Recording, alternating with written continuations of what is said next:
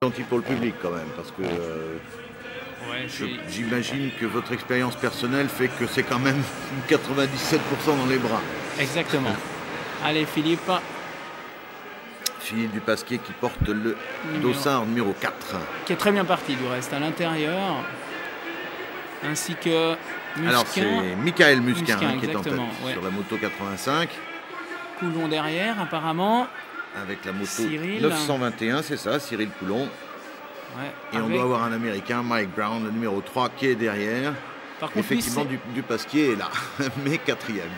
et Mike Brown qui est un des pilotes américains les plus anciens, parce que lui, il est quand même relativement âgé pour... ouais, il fait quand même la différence, même Oui. âgé. C'est ce que j'allais vous dire, c'est un vieux qui s'est roulé. C'est clair, c'est... Bon, non mais l'expérience, de toute façon, il faut un entraînement physique considérable pour terminer un supercross, c'est clair, mais l'expérience compte énormément. Ouais, exactement. Le métier, on va dire. Le métier. Et là, lui, il en a, et en plus, c'est un bâton, et il est déjà en deuxième position, et je pense qu'il a en point de mire Cyril Coulon, donc il va pas se laisser faire.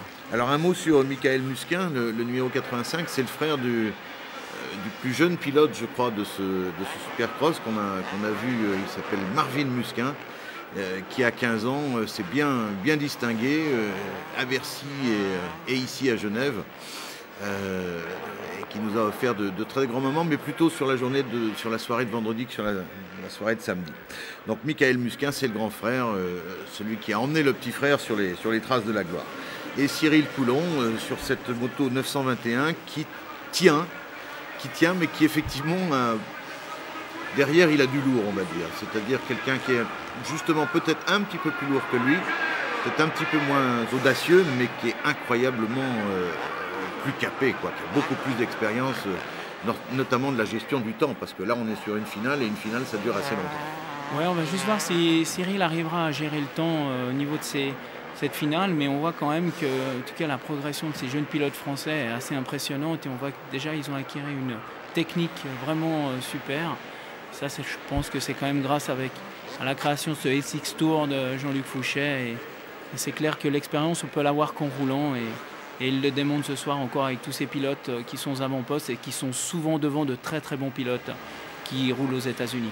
Oui, parce qu'en fait, donc, le principe du Supercross de Genève, c'est que la famille Fouché a amené ici son SX Tour, qui se court donc en deux catégories, on l'a dit, et auquel on rajoute quelques invités notoires ou notables, parce que ce sont des gens qui ont un passé de Supercross, ou un actif d'ailleurs de Supercross très important. Alors ça fait des courses sympas, parce que ces jeunes pilotes français, pour la plupart, rencontrent des types extrêmement capés, évidemment.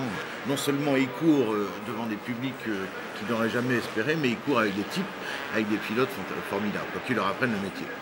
Oui, exactement. Donc Et la formule est bonne. la formule est très très bonne, et on voit que David Villemin, qui est en train d'essayer de revenir aux avant-postes, il est quand même devant Mike Brown, David Villemin, donc Oui, alors c'est ça. excusez-nous c'est ça du qui est peu, quoi, extraordinaire. Cyril Coulon est en train Ouais. pratiquement de vivre la course de sa vie, quoi, parce qu'il y a ça derrière. Ouais, et ça c'est- s'appelle David Villemin, quand même. Et c'est quatrième du championnat US, donc quand même, comme on dit, quoi. Avec aussi une nouvelle monture, donc il faut qu'il s'habitue un tout petit peu, mais c'est clair qu'on voit que le rythme est déjà là, et ça c'est assez important, en tout cas pour l'avenir.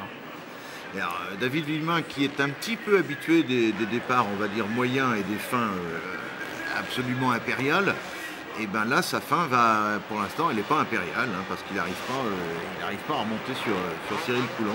Pourtant, il fait tout ce qu'il veut. Voilà, là, quand vous parlez de dribbler les routes, je pense qu'il n'y a pas grand-chose à reprocher. Bon, c'est un des plus rapides dans les Woos, mais Oui, ouais, je pense que déjà il a utilisé une 2 temps, ce qui au niveau réactivité dans les Whoops, c'est un petit peu plus facile qu'un 4 temps. Ouais. Mais ça fait quand même pas tout, il faut aussi la tenir, parce qu'à la télé on ne se rend peut-être pas vraiment compte, mais les bosses paraissent toutes petites, mais en réalité elles sont relativement grandes. Et on paye cash la première erreur, hein. Ça c'est une évidence. Et cash, ça veut dire des douleurs qui s'augmentent pendant les tours, quoi. Voilà le Philippe Dupasquier, numéro 4 dont on parlait tout à l'heure, Toujours là, qui est toujours aux avant-postes, mais bon, cette année, en tout cas ce samedi-là, il n'a pas été sur le podium. C'est un petit peu dommage, le voilà. Comme on le voit, c'est un garçon qui gère bien, Il est rarement très très impressionnant, mais il est exceptionnel et surtout il a cette façon de dire que il comprend pas pourquoi, mais à Genève ça marche bien pour lui, quoi. Il sent en général quand il est sur ce genre de position, troisième, quatrième, le public le soutient énormément juste le long de ce passage. C'est un public qui est tellement bruyant qu'il l'entend et ça lui permet de réaliser de belles choses. Cela dit, effectivement, bon, il n'y a pas non plus de miracle ou que ce soit, et là Vanni a réussi à le passer. Mais Philippe est vraiment un des héros du Supercross de Genève. Hein. C'est un qui, depuis des années, fait soulever les foules, quoi. Ouais, c'est quelqu'un qui est tellement gentil et simple. Il fait juste le Supercross de Genève pour son plaisir. Donc c'est quand même assez incroyable qu'il soit de toute façon aux avant-postes. C'est clair que physiquement, sur la fin, il faiblit et il perd des places. Mais on s'aperçoit que techniquement, en tout cas, il n'a rien à envier aux meilleurs pilotes. Alors on revient sur Cyril Coulon, qui est vraiment, lui, je pense, le héros de la soirée. On va le voir, je ne vais pas tout dire tout de suite, mais pour l'instant, c'est le héros. Parce que il tient derrière lui pratiquement ce qu'il y a de mieux, quoi, dans l'affiche de ce Supercross de Genève, de ce 20e. Et il tient, alors c'est étonnant parce qu'encore une fois, on n'a pas l'impression qu'il force.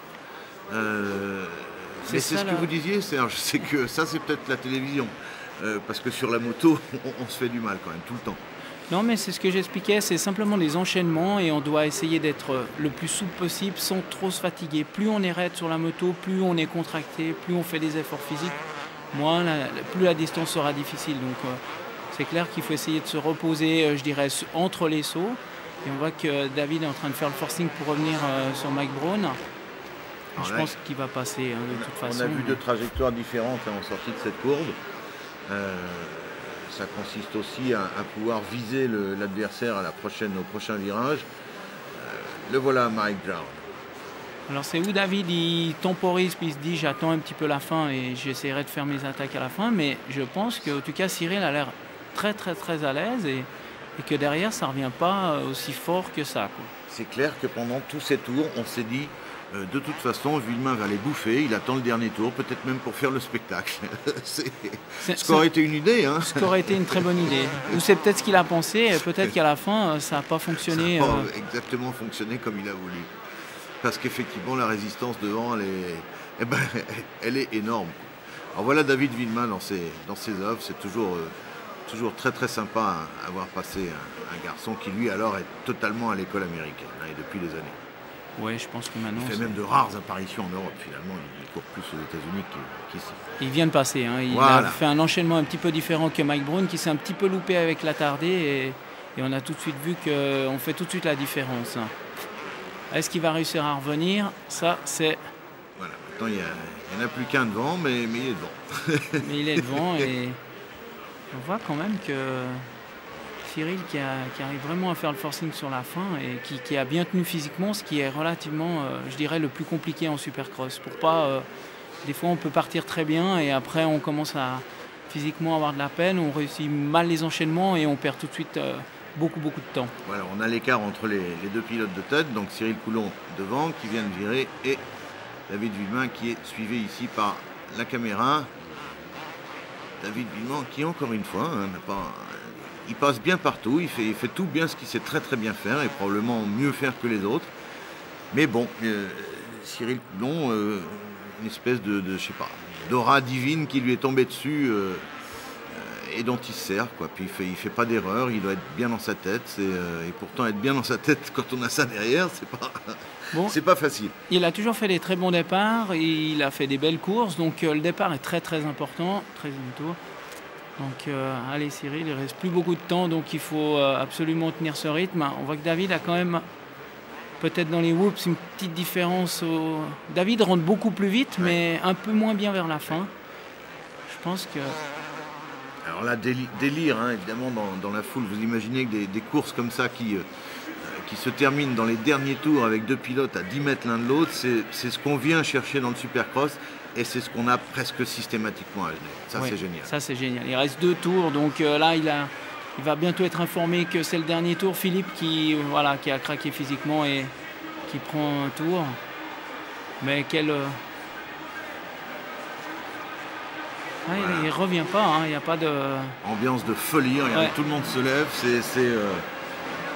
soit pour l'un, soit pour l'autre d'ailleurs, mais surtout Ouais. pour le spectacle démentiel qu'a été cette fin de course. Il se retourne, Cyril Coulon, peut-être même qu'il n'en revient pas, il se dit voilà, je vais grimper la ligne d'arrivée et je vais être encore devant. Et l'arrivée, Et formidable. fabuleux. Ouais. Et voilà ce qui fait que Cyril Coulon a été Le probablement le héros enfin pas probablement, est totalement le héros de cette soirée.